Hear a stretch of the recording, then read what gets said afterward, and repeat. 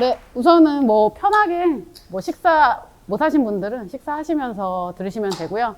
자기방어 훈련이라고 했을 때 사람들이 떠오르는 이미지가 조금씩 다 달라서 제가 간단하게 개념을 좀 설명을 드리고, 그다음에 저희가 오늘 배울 것들은 한 30분 정도는 제가 여기 서서 여러분들에게 자기방어 훈련에 대한 전체적인 이야기를 드리고, 그 다음에는 이 책상을 좀 치우고 좀 신체 활동을 하는 식으로 진행을 하려고 하는데 괜찮으실까요? 네. 뭐 여러분 혹시 운동화를 신으셨나요? 뭐 그 정도는 괜찮을 것 같습니다. 그러면은 시작을 할게요. 넘겨주시면은 감사하겠습니다. 제가 지금 운영하고 있는 피프티핏이라는 운동센터예요. 대방역에 있고요.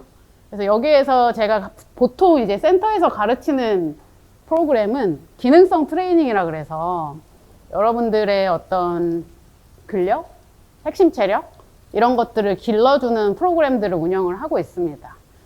그리고 또 나이가 좀 있는 분들은 55 플러스라는 프로그램에서 노년기 낙상 예방 근력 운동 프로그램 진행하고 있고, 자기방어 훈련으로 강의를 다니는 것은 보통 외부에서 이렇게 초청을 했을 때 나가고 있고요. 그리고 2023년에 나를 나답게 자기방어 수업이라는 이름으로 창비해서 청소년 도서 시리즈로 제 자기방어 책이 출간이 되어서 청소년들을 대상으로 안산 단원구와 일산 서구에 출강을 나가고 있습니다. 네, 넘겨주시면 되고요. 제가 지금 보여드린 사진에 1953년도의 모습이고요. 지금 있는 그 운동센터가 있는 자리가 사회복지법인 윙이라는 복지법인이 있는 자리입니다. 53년에 한국전쟁 이후에 미혼모와 전쟁 고아들을 이곳에서 이제 숙식을 하면서 자활을 했던 센터로 70년 동안 3대에 걸쳐서 운영을 하고 있고, 현재 그 처음 창립하신 분의 손녀 딸이죠. 최정은 대표님이라고 해서 최정은 대표님이 이 공간에서 피프티핏이라는 이름으로 지금까지는 여기 지금 성매매 여성 자활지원센터로 운영이 되고 있는데, 그래서 동네에서 오히려 좀 알려지지 않았으면 하는 공간으로 계속 있었다가 이제 그런 이미지를 좀 벗고 건강을 주제로 지역 사람들과 더 가까워지고 싶다라는 이름으로, 그런 생각으로 저희 피프티핏에 처음 설립을 할 때 도움을 크게 주셨습니다. 그래서 저는 여성을 대상으로 하는, 여성과 청소년을 대상으로 하는 자기방어 수업과 이런 건강 교육을 계속 진행을 하고 있고, 넘겨주시면 세 권의 책을 썼는데 아까 보셨다는 책이 여자는 체력이라는 책이고, 그리고 지금 제가 다이어트보다 근력운동이라는 책을 썼는데 이 내용들을 센터에서 진행을 하고 있다라고 생각을 하시면 되고요. 오늘 여러분들이랑은 나를 나답게 자기방어 수업이라는 주제로 만나보려고 합니다. 이건 청소년 도서이기는 하지만 자기방어에 대해서 굉장히 쉽게, 최대한 쉽게 설명을 해놓은 책이라서 성인들도 충분히 보시면 도움이 될 거고요.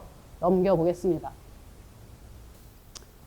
사실 호신술로 강의를 나가게 되면은 이런 부분들이 많이 생략이 되는 것 같아요. 신체적인 측면에만 좀 초점을 맞춰서 진행을 하게 되는데, 왜 우리가 호신술을 해야 되고, 그리고 어떤 방식으로 나를 방어해야 되는가에 대한 어떤 그 뿌리는 반성폭력 운동에서 출발했다라고 저는 말씀드리고 있습니다.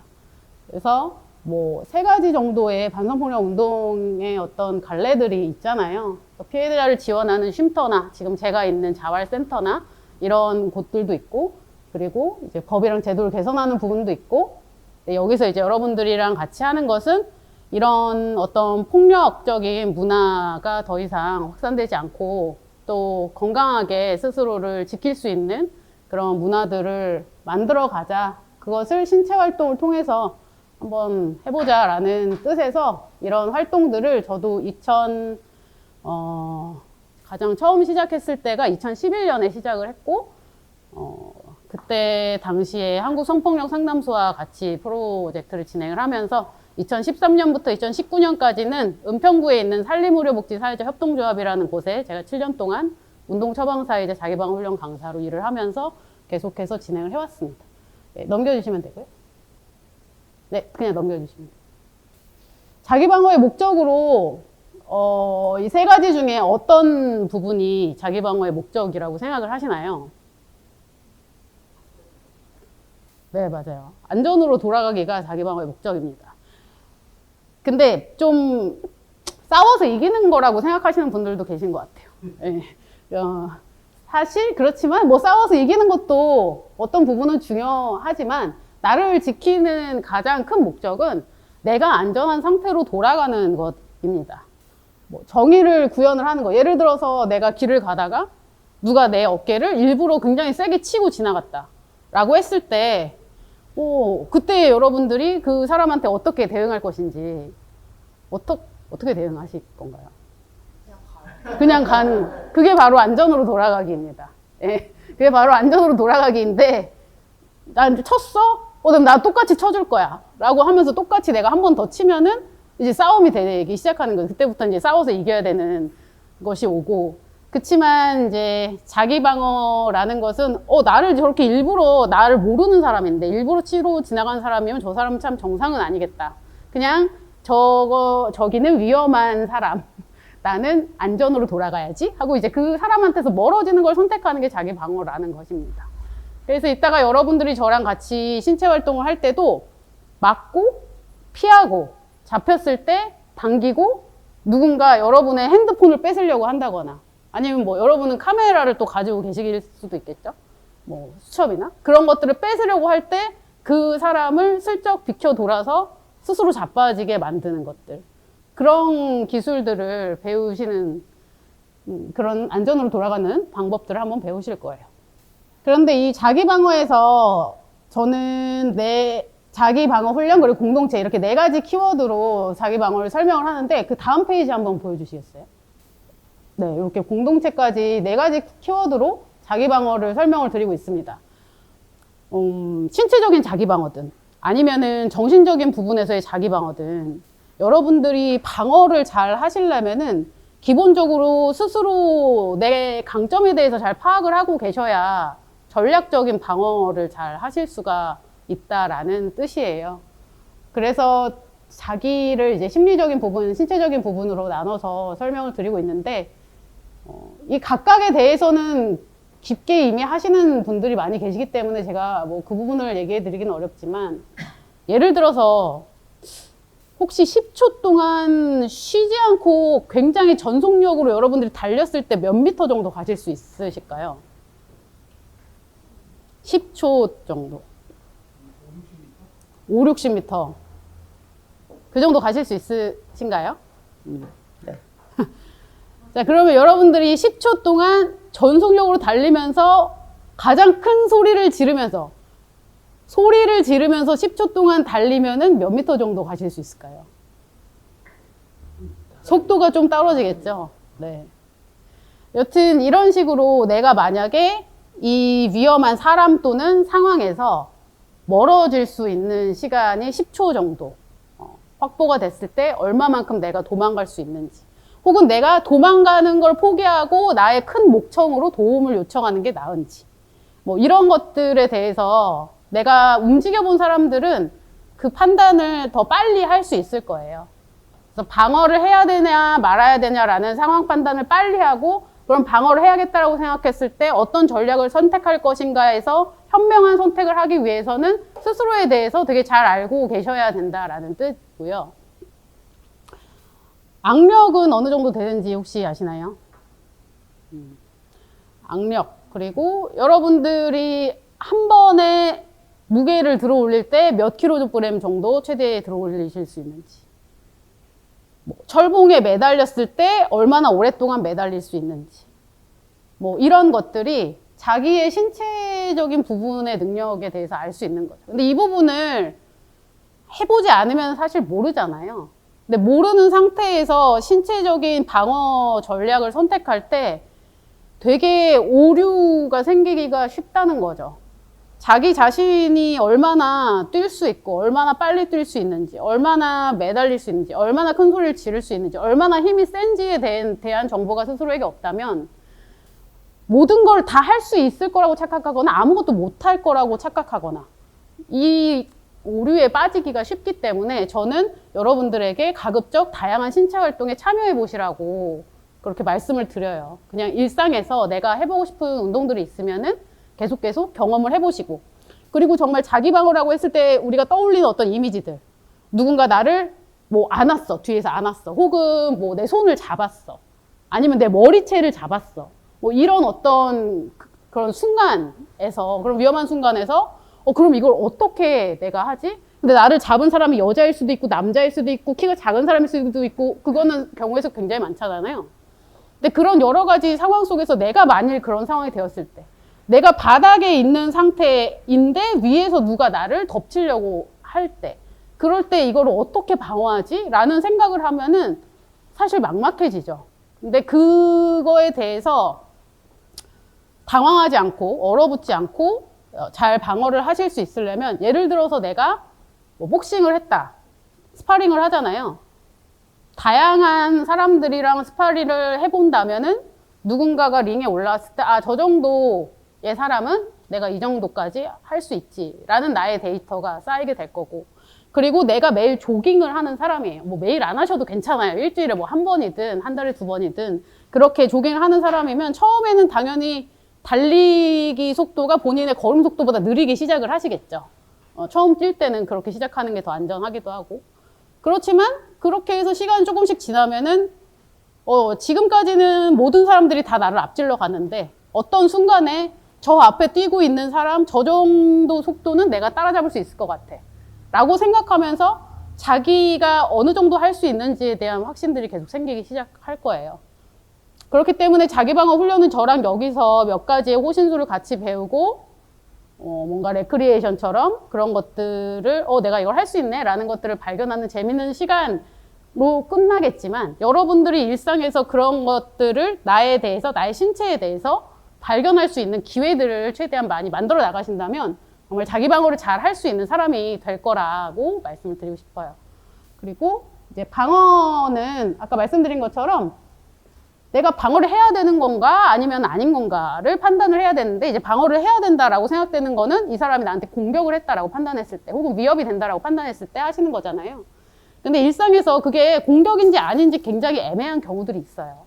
근데 그럴 때 어떻게 해야 되느냐가 관건인데, 예를 들어서 뭐 이런 순간들 있죠. 여러분들이 그냥 이렇게 버스를 탔어요. 버스를 탔는데 아무도 없어요. 아무도 없고 여러분들 좋아하는 창가 자리에 뒷좌석에 앉아 계셨어요. 근데 다음에 온 사람이 그 많은 빈자리를 놔두고 여러분 옆에 앉았어요.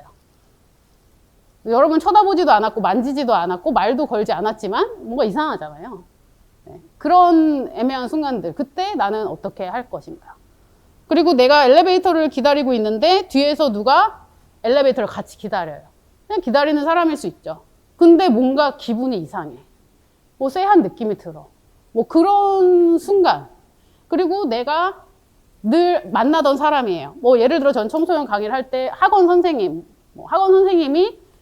늘 뭐 좀 늦게 끝나면 나를 집에 데려다 주기도 하고 그러셨어요. 근데 어느 날 선생님이 또 늦게 끝나는 날 집에 데려다 준다고 했을 때 왠지 그날은 이 선생님이랑 같이 가면 안 될 것 같다라는 생각이 들 수 있잖아요. 뭐 그런 순간들. 그런데 내가 그 순간에서 뭔가 안 될 것 같은데 에이 아니겠지 뭐 라고 그냥 나의 직감을 무시하는 것이 굉장히 큰 위험을 초래할 수도 있다. 그래서 스스로의 직감에 대해서 항상 신뢰하고, 그리고 뭐 아니라면 아닌 거죠. 그게 뭐 큰 일은 아니잖아요. 별 일이 안 생기면 다행인 거고, 내가 오해한 것일 수도 있지만 그냥 해프닝일 뿐이지. 근데 그거를 내가 애써 무시해서 혹시나 닥칠 수 있는 어떤 위협을 막지 못한다면 그건 되게 큰일이 되기 때문에 스스로에 대해서 항상 잘 깨어 있어라. 인간은 굉장한 그 육감이라고 해야 되죠. 그런 능력이 발달되어 있기 때문에 뭐 그냥 뭐 이런 야생에 살지 않더라도 여러분들이 운전을 하시는 분들 같은 경우에도 그냥 운전을 하고 있는데 그냥 백미러로 힐끗보 뒷차가 어떻게 움직일지 나는 순간순간 예상할 수 있단 말이에요. 앞차가 어떻게 할지. 근데 그거는 여러분들이 굳이 그거를 뭔가 말로 설명하지 않아도 내가 느끼는 어떤 감각이라는 건데, 인간은 사실 그런 신체적인 특히 위험에 있어서는 예민하게 발달되어 있는 동물이기 때문에 어떤 순간에 나한테 이상한 느낌이 든다면 그 느낌을 신뢰하고 가급적 여러분의 직감대로 행동을 하셔라 라고 말씀을 드리고 있습니다. 또 이제 대응 시나리오 짝이라든지 경험 나눔 같은 워크숍을 하게 되는데요. 이거는 이제 시간이 많이 있을 때 진행을 하는 건데, 여기 계신 분들은 이제 언론인이라는 공통점을 가지고 계시잖아요. 그런 상황에서 자신의 일터라든지 현장에서 겪었던, 내가 겪었던 뭔가 안 좋은 어떤 기억들. 그때 내가 어떻게 했었는지, 그리고 지금의 내가 그때로 돌아간다면 지금의 나는 어떻게 할 것 같은지를 모둠으로 나눠서 이야기를 나누는 대응 시나리오 워크숍 같은 걸 해요. 그렇게 되면은 나의 어떤 사적인 경험들이 공적인 자리에서 얘기가 되면서 정말 그런 일이 생겼을 때 우리가 같이 어떻게 대응하면 좋겠다라는 이야기들을 나눌 수 있는 그런 시간이 되기도 합니다. 그리고 자기방어 훈련을 영어로 하면은 셀프 디펜스 트레이닝이잖아요. 그래서 이제 셀프가 되게 강조가 되는데 사실 셀프로 할 수 있는 것들은 많지 않죠. 우리가 어떤 국가에 살고 있느냐, 여러분들이 어떤 커뮤니티에 속해 있느냐에 따라서 내가 느끼는 어떤 일상의 위협의 수준이 되게 달라지기 때문에 결국에는 우리가 함께 어떤 건강하고 안전한 사회를 만들어 가려는 노력들을 계속 해야 된다라는 이야기를 하고, 그리고 이제 그렇게 좀 추상적인 이야기 말고 실제적으로 제가 강의를 나가면서 커뮤니티 디펜스에 대해서 좀 느꼈던 어떤 순간들은 아까 잠깐 언급했던 산림의료복지 사회적 협동조합에서 있을 때 그 은평구의 인근에 선일여자중학교와 예일여자고등학교가 있어요. 그래서 그 1학년들을 전교생들 대상으로 이런 자기방어 훈련 강의를 나갔었는데, 이제 여중 수업이 끝날 때 학생들에게 빈 종이를 나눠주고 혹시 선생님한테 얘기하고 싶은 게 있으면 여기다가 적어서 내라고 그렇게 하고서 익명 상담을 받은 적이 있어요. 근데 이쪽 반에서 몇 명, 저쪽 반에서 몇 명, 이렇게 좀 불특정 다수의 학생들이 되게 공통적으로 학교 앞 편의점 아저씨가 이상하다, 라는 그런 상담을 한 거예요. 그래서 뭐가 이상한가 봤더니, 유통기한이 얼마 남지 않은 그런 이제 삼각김밥이나 그런 것들을 주면서, 너 정말 예쁘다. 너 이름이 뭐니? 너 정말 예쁘게 생겼다. 머리카락을 만지기도 하고. 이런 행동을 한 거예요. 그런데 이제 학생들은, 이 아저씨가 좋은 사람인가? 나쁜 사람인가? 나한테 먹을 거를 주니까 좋은 사람인가? 이렇게 헷갈린 거죠. 그리고 엄마한테도 이걸 얘기하기도 애매하고, 선생님한테도 얘기하기도 애매한데, 무언가 이제 이런 강의에서 직감을 믿어야 된다, 이런 얘기들을 먼저 하니까, 자기가 생각했을 때는 좀 이상한 것 같아, 라고 해서 거기다 이제 쓴 거죠. 그래서 그거를 학교 선생님들한테 공유를 드리고, 이제 학교 선생님이, 이제 교장 선생님이 전교생 대상으로 그런 말씀도 하셨어요.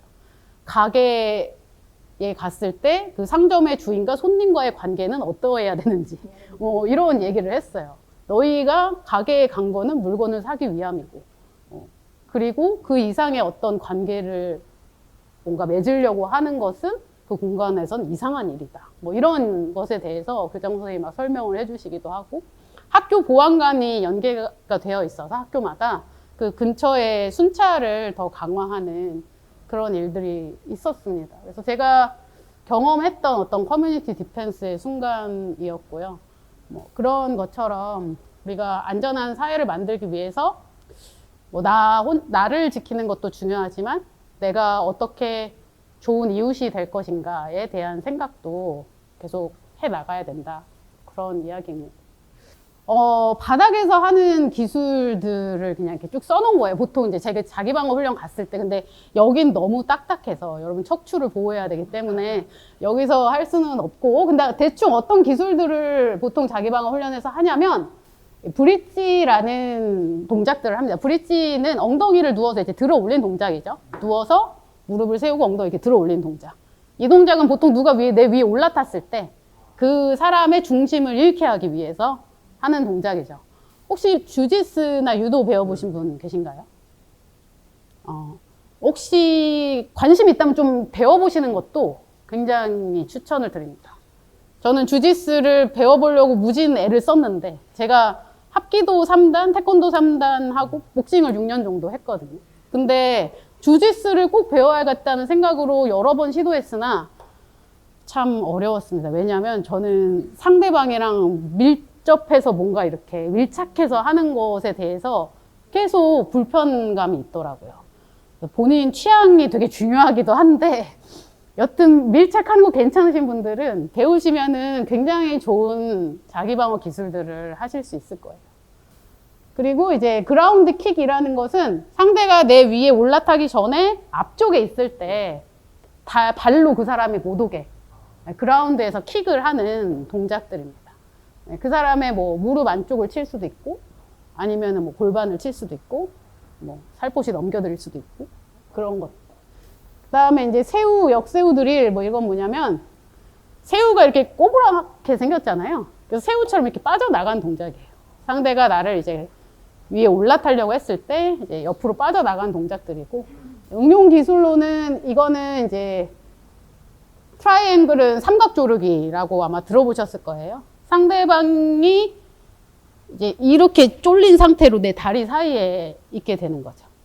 그래서 사실 여성들은 늘 강간의 공포가 있죠. 그러니까 어떤 순간에 혹시 내가 강간을 당하지 않을까라는 그런 공포를 가지고 있는데 그래서 누운 상태에서 내가 다리를 벌리고 있는 자세가 굉장히 취약한 자세라고 여길 수 있게 됩니다. 그치만 주짓수에서는 그게 가장 강력한 자세. 상대방을 제압할 수 있는. 그래서 그 자세에서 상대방을 살포시 졸라주는 동작이에요. 그래서 그런 동작들도 배우면은 좋죠. 그다음에 뭐 테크니컬 스탠드업은 내가 누웠어요. 누우려고 누운 게 아니라 이렇게 뒷걸음질을 치다가 넘어졌어요. 뒷걸음 치다가 넘어졌을 때 한 번에 바로 일어나면서 바로 방어 자세를 만드는 동작. 뭐 예를 들면은 여러분들이 이렇게 이렇게 잃고 넘어졌어요. 근데 일어나려고 하는데 앞에 사람이 있으면 이렇게 일어나면 뭐 한참 일어나는 동안 이미 또 쓰러지겠죠. 그래서 이 상태에서 바로 방어 자세를 만들면서 일어나는 동작이에요. 다리를 뒤로 빼면서 일어나는 뭐 그런 동작이 테크니컬 스탠드업이에요. 그리고 상대가 아까 잠깐 말씀드린 것처럼 나의 무언가를 뺏으러 올 때 암 드래그는 그걸 그대로 흘려 보내주는 거예요. 아마 오늘은 여기 있는 동작 중에 반격 기술을 제외하고 기본 방어 기술들을 좀 배울 예정이에요. 잘 서는 방법. 근데 뭔가 공격 상황이 아닌데 내가 선 상태로 계속 막 이런 상태로 있다는 건 되게 이상한 거잖아요. 그렇죠. 그래서 잘 서 있는 거는 상대가 나를 얕잡아 보지 않게 내 무게 중심이 잘 잡힌 상태로 서 있는 거 연습하는 거. 그다음에 이제 막는 거는 혹시 상대가 뭐 나의 어깨 동무를 막 이렇게 하면서 하려고 한다거나 아니면은 한번 안아봅시다 하면서 뭐 이렇게 온다거나 뭐 그랬을 때 막는 방법들. 그리고 피하는 아까 말씀드린 비켜돌기. 달리기는 이제 제자리에서 가볍게 이렇게 달리는 동작들을 한번 해볼 건데요. 제가 10초를 타이머를 맞춰놓고 여러분들이 제자리에서 전속력으로 한번 달려보는 거를 해볼 건데 괜찮으실까요? 이따가 한번 해볼게요. 그리고 소리 내기 같은 것들을 좀 할 거고요. 반격이라는 것은 사실 이거는 좀 방어보다 조금 더 적극적인 방어죠. 상대 정강이 조인트 깐다 그러죠. 그래서 정강이 차기, 그리고 팜 스트라이크. 정당방위를 인정을 받는 부분에서도 손바닥을 사용하는 게 주먹을 사용하는 것보다 더 좋고, 그리고 주먹을 사용하시는 것보다 손바닥을 사용하는 게 나한테 더 안전해요. 그래서 그런 팜 스트라이크 동작들이 있고, 그로잉킥은 다리 사이를 차는 동작입니다. 잘 되지는 않죠. 굉장히 막 격하게 움직이는 상황에서 정확한 타겟을 이렇게 하는 거는 어렵지만 그래도 여러분들이 밀착되어 있는 상황에서 무릎만 살짝 올리는 동작들을 하시더라도 잘 어떻게 보면 또 잘 먹히기도 하는 그런 동작입니다. 상대를 넘어뜨리는 방법. 그다음에 이건 아까 암드래그는 누군가 뭘 뺏으러 왔을 때 그 사람을 흘려보내고 백테이크는 그 사람 뒤를 내가 잡는 거예요. 그 사람 뒤에 가서 잡는 동작. 그 다음 넘겨주시면 되고요. 그렇지만 이 모든 기술들을 여러분들이 사용하시려면 기본 체력이 있으셔야 됩니다. 그래서 체력이라는 것은 단순히 근력만 있는 거는 아니죠. 그래서 여러분들이 근력 운동 혹시 하시나요? 네. 어떤 운동들을 하고 계시는지. 기구 운동, 스쿼트. 헬스장 다니고. 크로스핏 너무 좋죠, 크로스핏. 그래서 크로스핏도 이런 핵심 체력을 기르는 걸 목표로 하고 있잖아요. 그래서 근력, 평형성, 순발력, 민첩성, 지구력, 유연성, 협응성, 심폐체력, 스피드, 뭐 이런 것들이 핵심적인 어떤 체력들이고, 한국인을 위한 신체활동 지침이라고 보건복지부에서 발표된 자료가 있어요. 2023년에도 한번 업데이트가 됐는데, 그 자료를 보면은 한국인이라면 이 정도 신체활동을 해야 생존을 유지할 수 있다. 뭐 이런 최소한의 신체활동량을 발표를 했습니다. 그게 성인의 경우에는 일주일에 이제 매일 1시간 이상의 유산소 운동. 그러니까 하루에 1시간 이상은 걸으셔야 된다. 7일 동안 5시간 이상이라고 했거든요. 그러니까 뭐 주말은 빼더라도 어쨌든 평일에 5번 정도 5시간 걸으셔야 된다고 하고, 일주일에 2번의 상체와 하체의 큰 근육을 포함한 근력 운동을 하셔야 된다라고 합니다. 상체와 하체의 큰 근육은, 하체는 큰 근육 아시죠? 허벅지랑 엉덩이. 상체는 가슴이랑 등. 그래서 가슴, 등, 엉덩이, 허벅지 근육을 포함하는 근력 운동을 일주일에 2번 이상 하셔야 되고요. 그리고 일주일에 그 5번의 유산소 운동 중에 1번은 고강도 유산소 운동이셔야 됩니다. 그래서 일주일에 1번 정도는 조깅을 하시는 것이 좋다.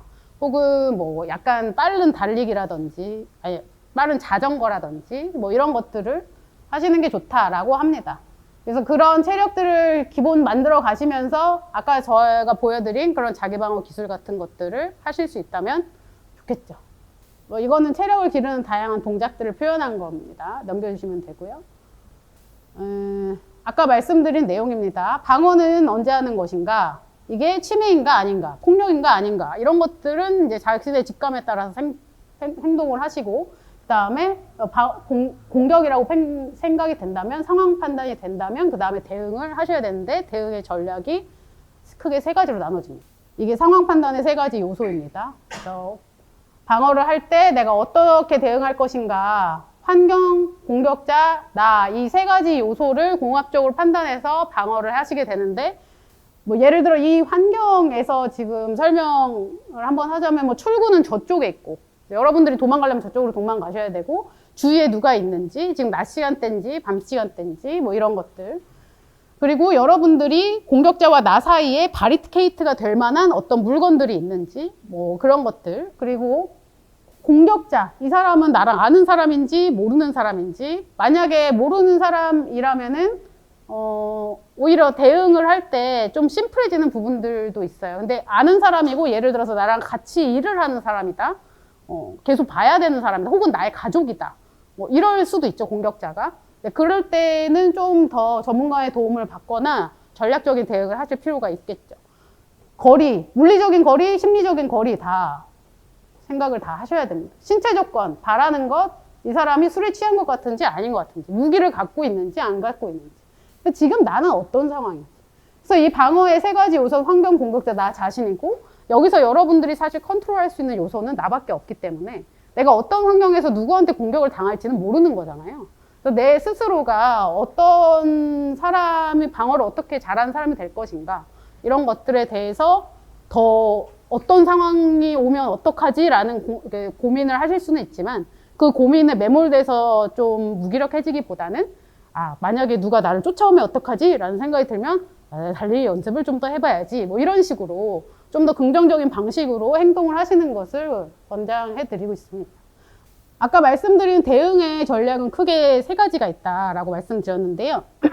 보통 사람들은 호신술이라고 하면은 이 위에 있는 3가지 대응을 생략하고 바로 밑에 신체적인 대응의 시작, 호신술부터 생각하시게 되는데, 사실은 이 호신술을 하기 전에 굉장히 어떤 많은 맥락들이 있고, 그 사이에서 내가 다른 전략들을 선택을 할 수 있다라는 것도 꼭 생각을 하시면 좋을 것 같아요. 신체적인 대응을 하기 전에 상황이 종료되는 것이 가장 좋고요. 그래서 만약에 신체적인 대응을 하게 됐을 때는 여튼 또 잘 방어를 하시긴 해야 되고 그 방법은 배우실 겁니다. 간단하게 설명을 드리자면 제가 예를 들어서 설명하는 게 있어요. 실제로 제가 아까 예로 들었던 그 산림에서는 가정의학과와 치과 의원을 운영을 하고 있는데 그 대기 환자분들 중에 종종 이제 술에 취하거나 아니면은 좀 뭔가 되게 과격한 행동을 하시는 환자분들이 계셨습니다. 근데 내가 만약 데스크에 있는 간호 직원이다 라고 한다면은 바로 그 사람을 호신술로 제압할 수는 없잖아요. 우선은 그 사람이 막 화를 내고 있을 때 진정을 시켜주는 긴장 감소의 기술을 먼저 아마 사용을 하셔야 될 거예요. 긴장 감소의 기술을 사용할 때에는 이게 방어 자세거든요. 손을 이따 올린 자세 배우실 건데 방어 자세에서 손바닥을 다 보이기보다는 살짝 손바닥을 아래쪽으로 향하면서 진정하세요. 듣고 있습니다. 알겠습니다. 이런 식으로 상대의 어떤 고조된 감정을 누그러뜨리는 전략을 처음에는 사용을 하셔야 될 거고 근데 이 사람이 계속 더 화를 내. 막 손찌검까지 하려고 해요. 그럴 때에는 당연히 좀 더 단호하게 대항을 하셔야 되겠죠. 손바닥이 다 보이게 올리면서 좀 더 목소리 톤을 낮춰서 그만하세요. 신고하겠습니다. 이렇게 여러분들이 단호하게 하셔야겠죠. 혹은 실제로 도움을 요청을 하실 수도 있고 의사 선생님을 부를 수도 있고요. 이런 거는 제가 말을 한 것 같은 그런 언어적 기술과 그 다음에 제스처를 보여주는 비언어적 기술들이 있습니다. 즉각적 후퇴는 그냥 그 사람이 고함을 치기 시작할 때 그 간호사가 먼저 도망가는 거. 근데 그렇게 할 수는 없죠. 그치만 이제 일반 환자의 입장에서 이 병원 이상한 것 같아 하고 갈 수는 있겠죠. 그렇게 생각을 하시면 되겠어요. 근데 만약에 그 환자가 갑자기 막 데스크를 이렇게 넘어와가지고 나를 막 이렇게 막 하려고 한다? 그때는 신체적 대응의 시작이 되겠지만 이 상황이 오기 전에 가급적 해결을 하시는 게 좋으실 거예요. 제가 벌써 한 40분 정도 떠들었는데요. 좀 뒤로 한번 넘겨주시겠어요? 슬라이드.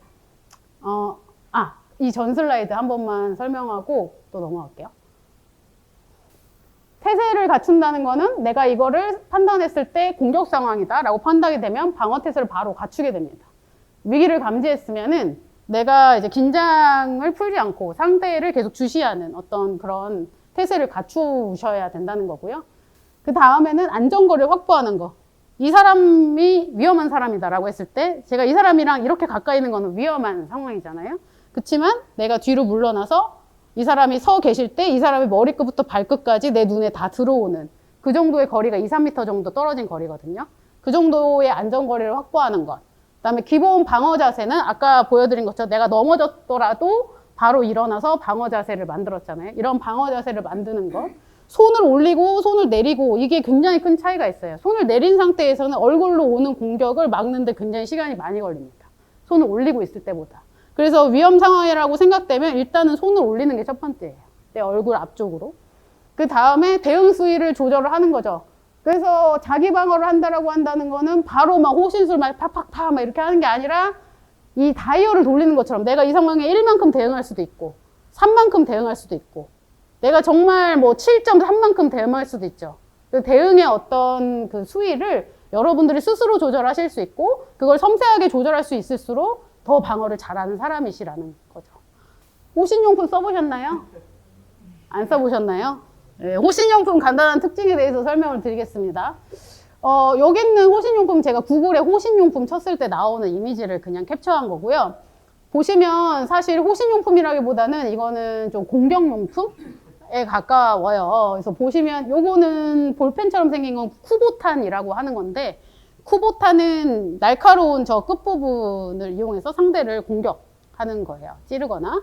이거를 호신으로 사용하시면 안 되고, 네. 이 너클이나 이런 것들, 이런 것도 호신으로 사용하시면 안 되죠. 네. 그리고 경보기가 있는데 경보기 같은 경우에는 굉장히 소음이 심한 공간에서는 좀 효력이 떨어지고, 그리고 여러분들이 그 소리를 들었다고 하더라도, 멀리서 경보기 소리를 들었다고 하더라도 이게 누군가가 도움을 요청하는 소리인지 아닌지를 판단하기는 어려워요. 그냥 누가 차 치고 지나갔나 보지. 세워져 있는. 뭐 이렇게 생각할 수도 있고, 호루라기도 마찬가지죠.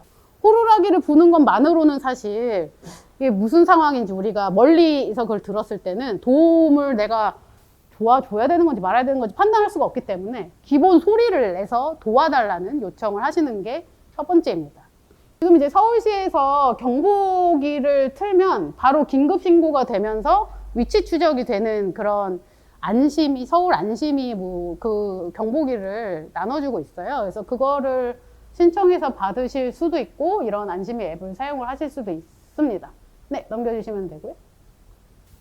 이제 정당방위 같은 경우에 사람들이 이게 정당방위가 될까요, 안 될까요를 고민하는 경우가 많은데, 기본 그냥 정당방위는 굉장히 애매하기 때문에 여러분들이 가급적 가용한 모든 수단을 사용해서 방어를 하시고, 그리고 이제 그거 판단은 사실 법정에서 하는 거고, 요새는 정당방위를 또 많이 인정을 해주고 있는 추세이기 때문에 그렇게 하셔라 라고 말씀드리고 있습니다. 그래서 경찰 수사 단계에서 정당방위 8가지 기준은 굉장히 애매하기 때문에, 읽으면 뭐 방어 행위여야 하고, 도발하지 않아야 되고, 먼저 폭력을 행사하지 않아야 되고, 가해자보다 더 심한 폭력은 안 되고, 흉기나 위험한 물건 사용하면 안 되고, 상대가 때리는 것을 그친 뒤에 폭력하면 안 되고, 상대의 피해 정도가 나보다 심하지 않아야 되고, 전치 3주 이상 상해를 입히지 않아야 되고, 뭐 이런 애매한 기준들이라서 이 부분들은 정당방위가 될지 안 될지를 고민하시기보다는 가용한 모든 수단과 방법을 사용해 여러분들을 지키시는 것을 권장드리고 있습니다. 네, 넘겨주시면 됩니다.